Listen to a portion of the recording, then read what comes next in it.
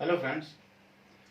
शुरू करते हैं unit number 3 magnetic effect of current.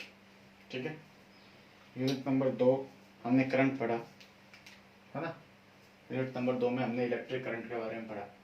Unit number 1 में हमने इलेक्ट्रिक फील्ड के बारे में पढ़ा था। पहले हमने इलेक्ट्रिक फील्ड के बारे में पढ़ा, फिर हमने इलेक्ट्रिक करंट के बारे में पढ़ा। ठीक है, अब हम पढ़ेंगे मैग्नेटिक फील्ड के बारे में। किसके बारे में पढ़ेंगे? Magnetic field. ठीक है, लेकिन बेसिकली हम पढ़ेंगे magnetic field due to current. क्या करंट की वजह से मैग्नेटिक फील्ड बनता है क्या? ठीक है, बनता है तो कितना बनता है, उसकी डायरेक्शन क्या होती है, कैसे काम करता है, ये सब पढ़ेंगे। मतलब बेसिकली हमें क्या पढ़ना है इस चैप्टर के अंदर। ठीक है, हालांकि हम मैग्नेटिक फील्ड के बारे में पढ़ेंगे कि मैग्नेटिक फील्ड क्या होता है, मैग्नेटिक फील्ड की प्रॉपर्टीज क्या क्या होती हैं, मैग्नेटिक फील्ड काम कैसे करता है, सब पढ़ेंगे। लेकिन बेसिकली पढ़ना क्या है?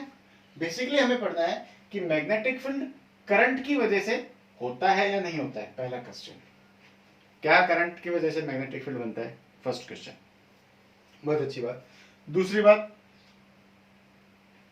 बनता है तो कितना बनता है, नहीं बनता है तो बात ही खत्म हो गई। If there is a magnetic field due to current, तो कितना, how much magnetic field is there due to the electric current. ठीक है, दूसरा क्वेश्चन हो गया।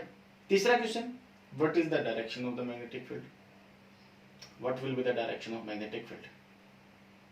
क्लियर है? और यदि करंट की वजह से मैग्नेटिक फील्ड बनता है तो वही करंट मूविंग चार्ज की वजह से भी बनेगा। जो करंट होता है वो किसकी वजह से होता है? Current is due to the moving charge, तो मूविंग चार्ज की वजह से भी मैग्नेटिक फील्ड होगा। ठीक है, फिर इसकी वजह से फोर्स कितना लगेगा, मैग्नेटिक फील्ड पढ़ लिया, फिर इसकी वजह से फोर्स कितना लगेगा, वो फोर्स किसके ऊपर लगेगा, कितना लगेगा, किस डायरेक्शन में लगेगा, ये सब पढ़ेंगे।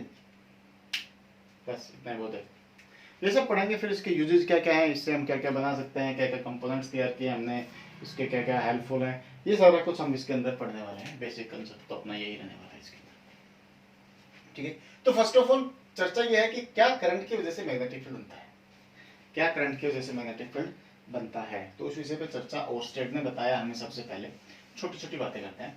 क्या बातें करते हैं? देखो, सपोज करो कि एक वायर है। ठीक है, सपोज कर लेते हैं। फर्स्ट ऑफ ऑल तो हमें सपोज ही करना है कि भैया यहाँ पे एक वायर है जिसके अंदर आई करंट फ्लो कर रहा है। कितना करंट फ्लो कर रहा है? आई। अच्छा, बहुत अच्छी बात है। इसके पास में ना एक चार्ज रखा हुआ है, क्यू। कौन रखा हुआ है? चार्ज, क्यू चार्ज रखा हुआ है।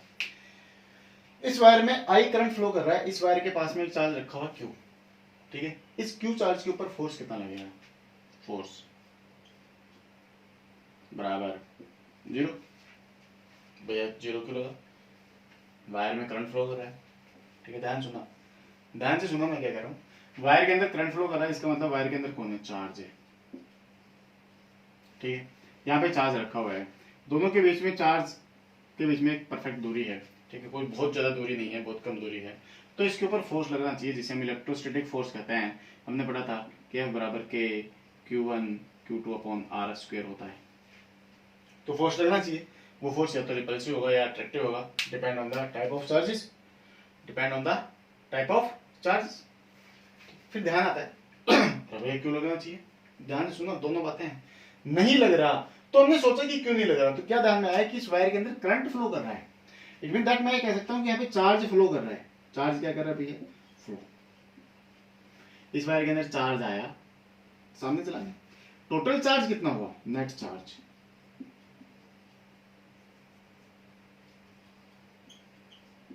बराबर 0। वायर के अंदर करंट फ्लो कर रहा है, चार्ज फ्लो कर रहा है, इसलिए वायर में करंट है, बट वायर के अंदर नेट चार्ज कितना है? 0। अरे बाप रे बाप, ध्यान सुनो, वायर के अंदर नेट चार्ज कितना है? 0। यदि वायर के अंदर नेट चार्ज 0 है तो इस क्यू के ऊपर फोर्स कितना लगा? 0। बिल्कुल सही था, कोई गड़बड़ वाली बात नहीं थी, बिल्कुल सही था। इस चार्ज के ऊपर कोई फोर्स नहीं लगेगा। एक वायर, ध्यान सुना, वायर के पास में चार्ज रखा हुआ है। कौन रखा हुआ है? चार्ज। उस वायर के ऊपर टोटल फोर्स कितना लगा? 0। क्यों लगा 0? क्योंकि वायर के अंदर टोटल चार्ज कितना है? वायर के अंदर टोटल चार्ज कितना है? 0। वायर के अंदर नेट चार्ज कितना है, 0, क्योंकि वायर के अंदर जितना चार्ज आया उतना आगे चला गया, रुका तो कुछ भी नहीं है। वायर के अंदर, वायर इज जरिया, वायर एक रास्ता है जिसमें से चार्ज चल रहा है, जिसके ऊपर से चार्ज चल रहा है, वहां पे रुक नहीं रहा है, खड़ा नहीं है कोई भी, ठीक है। तो टोटल चार्ज कितना है यहाँ पे, 0, टोटल चार्ज 0, तो इसके ऊपर कोई फोर्स लगेगा नहीं, क्योंकि यहाँ प्रेजेंस ऑफ चार्ज होना चाहिए। क्लियर है, बहुत अच्छी बात, सुंदर बात। एक दिन क्या हुआ, ये चार्ज चल पड़ा। सबसे पहले ये चार्ज यहाँ पे रखा हुआ था, रेस्ट के ऊपर था, तो हमने पाया इसके ऊपर फोर्स कितना था, 0। ये चार्ज चल पड़ा, जैसे ये चार्ज चला तो हमने पाया कि ये चार्ज इधर मुड़ गया, सीधा नहीं गया, जाना कहाँ था, सीधा, ठीक है, जाना कहाँ था, सीधा, लेकिन ये सीधा जाने की बजाय इधर बेंड हो गया। क्यों हुआ, सोचा, बहुत सोचने पे पाया कि ये जो बैंड हुआ है, ये बैंड जितना ये मतलब इसके अंदर जो डायरेक्शन के अंदर जो चेंज हुआ है, ये जो घुमाव हुआ है, ये घुमाव, इस प्रकार का घुमाव कहाँ होता है, मैग्नेटिक फील्ड में होता है। इस प्रकार का फोर्स किसी चार्ज के ऊपर किस लगता है, मैग्नेटिक फील्ड में। मैग्नेटिक फील्ड की एक खासियत है, क्या खासियत है, कि मैग्नेटिक फील्ड के अंदर रखे हुए चार्ज के ऊपर फोर्स नहीं लगता है। When Q is at rest, magnetic force 0। Magnetic force कितना होगा उसके ऊपर, 0। यदि चार्ज रेस्ट के ऊपर है तो उसके ऊपर फोर्स नहीं लगता, लेकिन जैसे ये चार्ज चला, चलते ही ये चार्ज सीधा जाने की बजाय इधर बैंड हो गया, यानी कि चलते ही जैसे ये मोशन में आया इसके ऊपर फोर्स लगा। पहली कंडीशन सेटिस्फाई होता है कि रेस्ट पे था तो उसके ऊपर कोई फोर्स नहीं लग रहा। दूसरा क्या आया कि जैसे ही मोशन में आया उसके ऊपर फोर्स लग गया, पहली कंडीशन को सेटिस्फाई कर सकता है, करता है कि यहाँ पे कोई मैग्नेटिक फील्ड हो सकता है। Is that clear.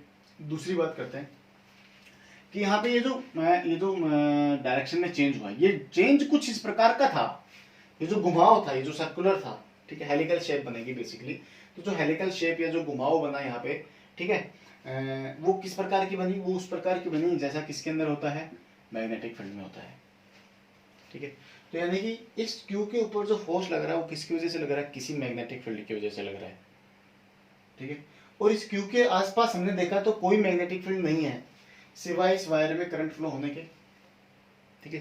तो इसका मतलब क्या हुआ, हम इस निष्कर्ष पे पहुंचे कि इस वायर की वजह से क्या बन रहा है, मैग्नेटिक फील्ड। कब बन रहा है, जब इस वायर में करंट फ्लो कर रहा है। तो मैं क्या कह सकता हूं कि there is a magnetic field, magnetic field is produced due to current in wire,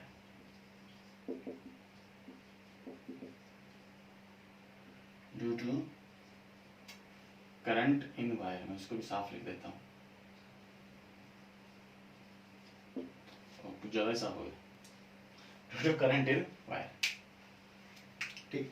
इसके ऊपर एक और साइंटिस्ट ओर्स्टेड, उनकी भी थ्योरी है, ठीक है। सबसे पहले ओर्स्टेड ने हमें बताया था, ओर्स्टेड एक्सपेरिमेंट बुक के अंदर है, ठीक, उसमें कुछ अलग प्रकार से लिखा हुआ है, ठीक है।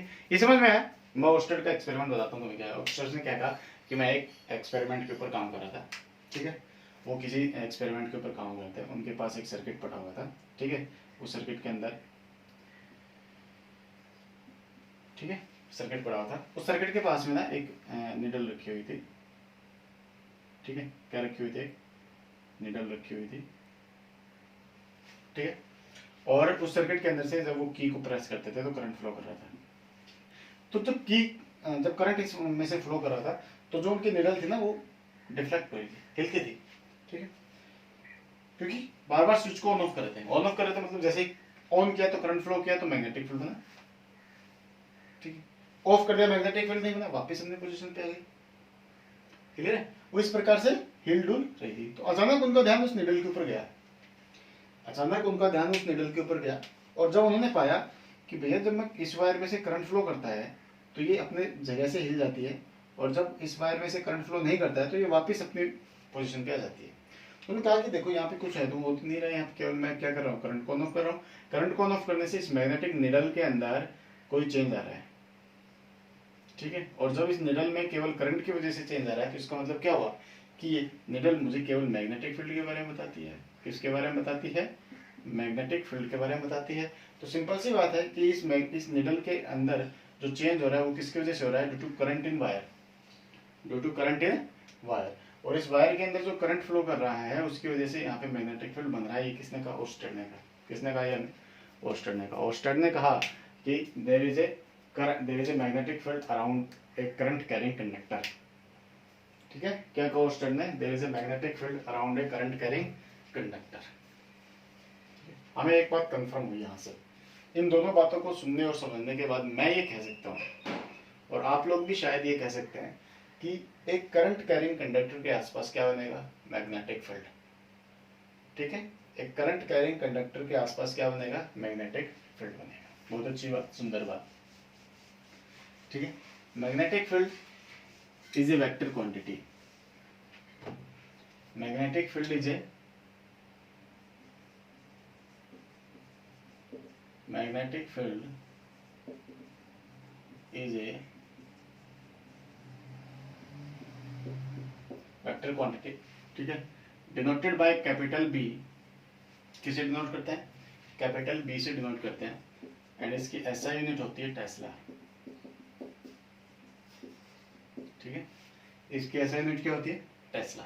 Tesla is it's SI unit. Magnetic field is a vector quantity. ठीक है, डिनोटेड बाय कैपिटल बी। अब वेक्टर क्वांटिटी है तो हमारे पास दो बातें आती हैं। नंबर एक बात मैग्नीट्यूड और नंबर दो बात डायरेक्शन।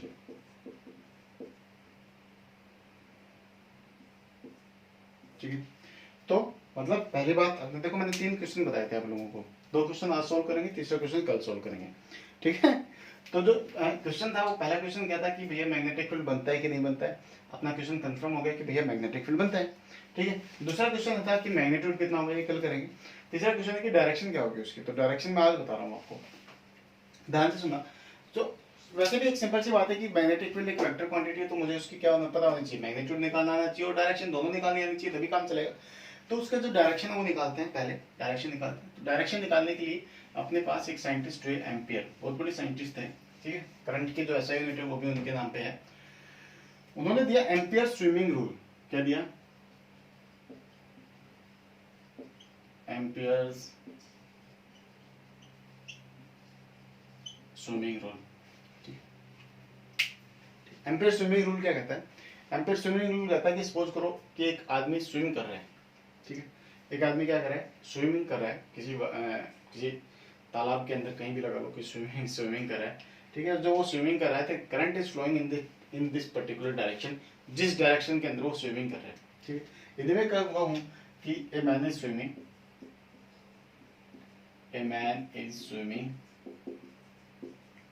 डायरेक्शन मेरी राइटिंग थोड़ी खराब है। ठीक है, ए man is swimming and current is entering through his legs,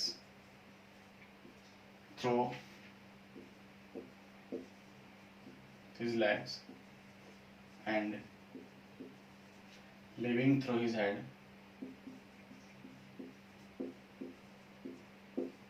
अब देखो ध्यान से।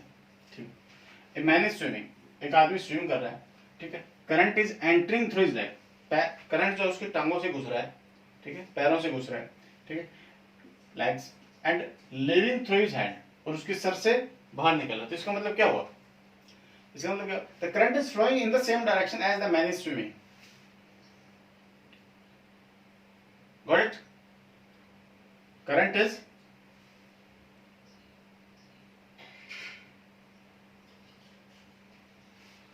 Is moving in the same direction.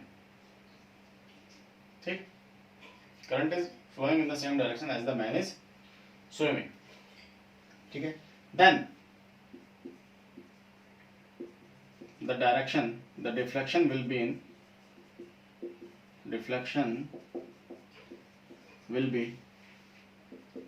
in his left hand side। ठीक है, तो उस पर्टिकुलर टाइम के बाद जो डिफ्लेक्शन होगा वो किधर होगा? लेफ्ट साइड में होगा।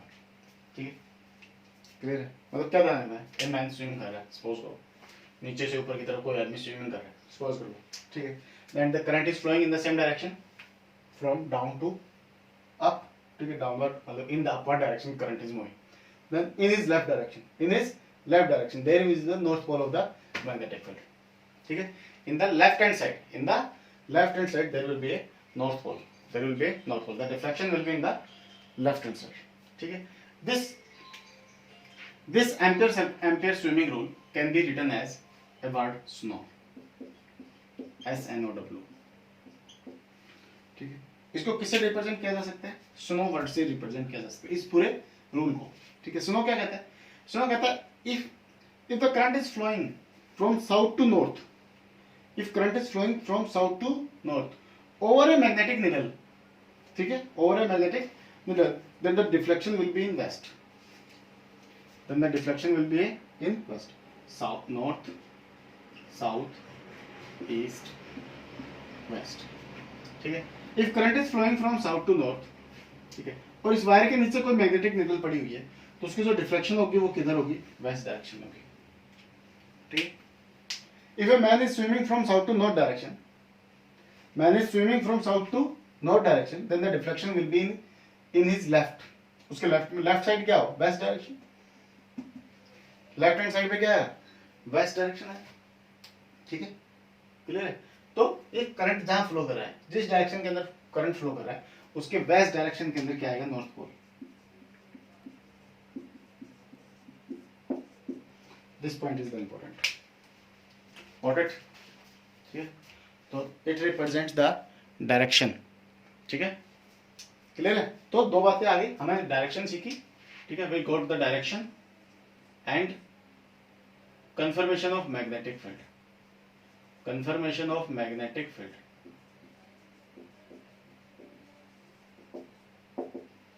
Got it? ओके, कल मिलते हैं, बाय।